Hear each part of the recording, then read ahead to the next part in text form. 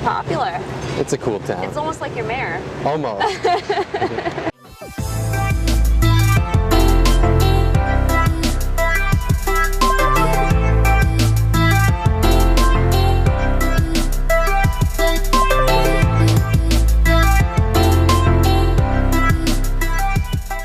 How many branches do we have now? Gosh, it's changed since I worked here. I started, we had just a handful.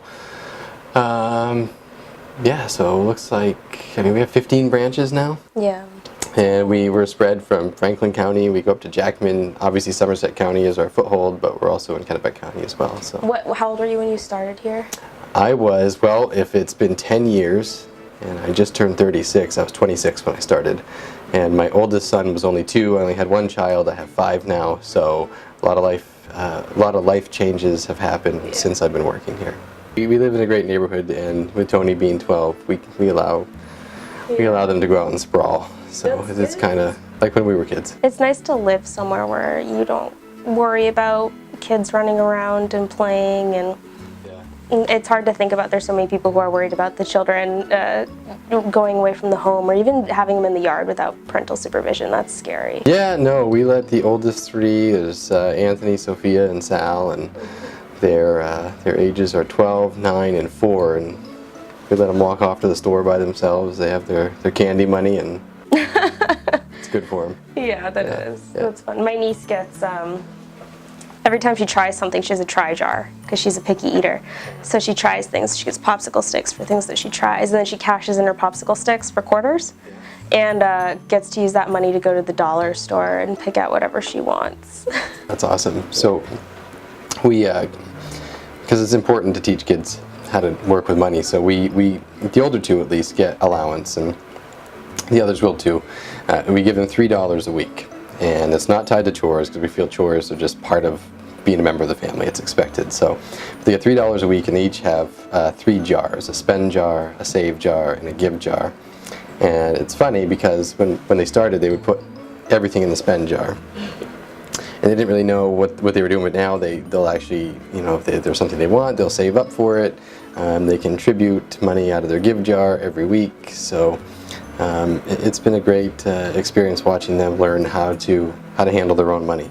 Like that. Yeah, it's a good lesson. When I'm not doing all the other crazy things I'm doing, I spend most of my time gardening. Because my grandfather, and my dad and his brothers built that fountain. That's really cool. And built this fireplace here. This is actually made out of the old stones from the old Waterville Railroad. So when they tore that down, my grandfather was able to pick those up. Yeah, so this is where we recreate and spend our time. He does not like the new ones. Really? He just likes What's going on? school. Did you want to see? Like what Yeah, did you see the crew? I did see the crew out there. They play this game, which is hide and seek tag. So they basically just run, like, you know, the whole day. Perfect. That's awesome. perfect. Yeah, Matt was like, Amanda, when Nick first decided that he was going to run for mayor, what were your thoughts on that? Well, I think I said, "Are you serious?" You know, like it could. What? And it really was the beginning of the summer before the election, and he had kind of mentioned it, you know, occasionally, but I was just like, okay, you know, whatever. And so when he said it, I said, okay. And then I think there was a, like, oh gosh, you know, what does this mean? Or what if we get invested in, you know, just, it kind of became a little bit of stress. And he said, well, you know, if I don't win, or if I don't, you know, it doesn't work out, then, you know, it's fine. Just that's kind of the experience. You know, I think what's really nice is my life is not hugely affected by it, and Nick's done a really good job where he, you know, meetings and those kind of things are done. Yes. You know, early in the morning, or kind of, you know, not in the evening, so it really doesn't affect our family life, which is really nice, because with all the kids and whatnot, that would be hard. She makes it happen, and there's no way I could be mayor without, you know, her constant support in the back like that. No way. So when did this construction start, and do you know what's going to be in there yet? So construction, after 2 years of planning, construction started, I guess we can cross, actually just this spring, this late spring, early summer, construction started here. This will eventually be several floors of student housing. So we're looking at about 200 faculty and students from Colby College who will be housed right here on Main Street, which we're pretty excited about. That's very exciting. That's going to add just that much activity here downtown, and just the economic impact as well. It's going to bring business too. Right, and so it actually allows us to build a ground floor retail space that's much larger than what we have available now, so we can hopefully attract some kind of anchor. And on the end down there, we're actually going to be getting a brand new city council chambers. Oh, awesome. Right now we're kind of tucked away where people can't see us, and this will allow us to be on the ground floor, much more accessible to the public, so people can pull up, they can see their city politics in action. We're just extremely excited. Took hold of this a couple of years ago when I started. We formed a committee and involved Colby College, city officials, nonprofit officials, downtown business owners who got together. And one of the things we identified as probably the biggest weakness in our downtown was actually this gap tooth right here in Main Street. Back in the 1940s and 50s, this was a complete main street. There was no parking lot over here. That was all part of urban renewal, was to take out these buildings and somewhat kind of open up the space.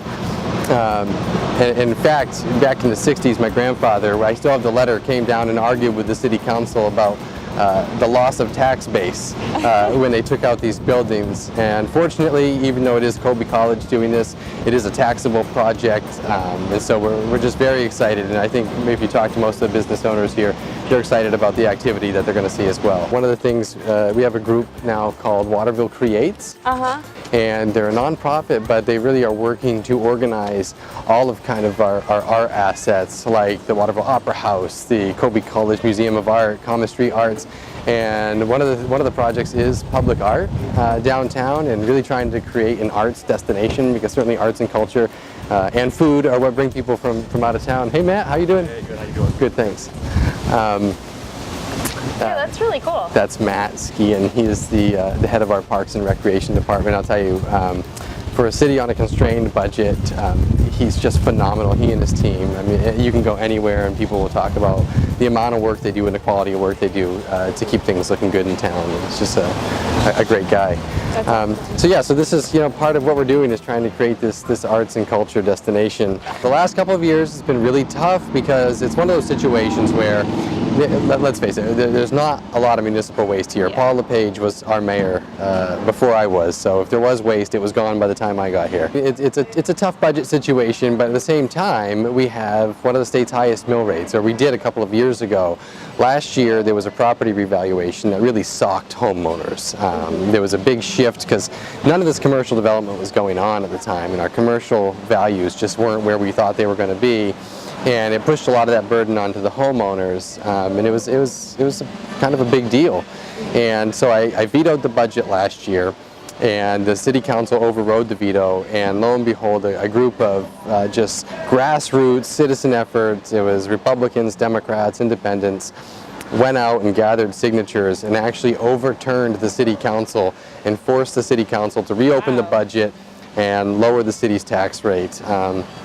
This year we were hoping to avoid that, and we had some new members on the council, which I think helped just bringing some fresh life into the council. And we all came together and sat around the table and negotiated it, so that it's the first time in my memory that a budget passed 7-0. There was no debate from the city council, and because of the increase of homestead exemption, the property owners actually felt that. So most homeowners are going to see a reduction in their tax bill this year. So there will be property tax relief. There will be property tax relief this year in this package. That's exciting. I feel like that's so rare for a municipality to lower taxes. Yeah, and it's not easy. I mean, it is a fight to do it, but I think people respect the fact that we have to put parameters around the spending, because there are those who And I'm not saying it's necessarily wasteful spending, but the reality is you have to balance what you're bringing in with what you're spending. You can't just keep increasing the tab, because people in their homes can't do that, whether it's an elderly person or whether it's, you know, just a young middle-class couple with, you know, with children on the way who are just trying to make their start. You can't tax people out of their homes, particularly when we look in the surrounding area. What we don't want is for people just to move to Winslow or Fairfield or Oakland and then come in and use our services, because that's been a trend in the past. So I think holding the line has been the right thing to do for sure.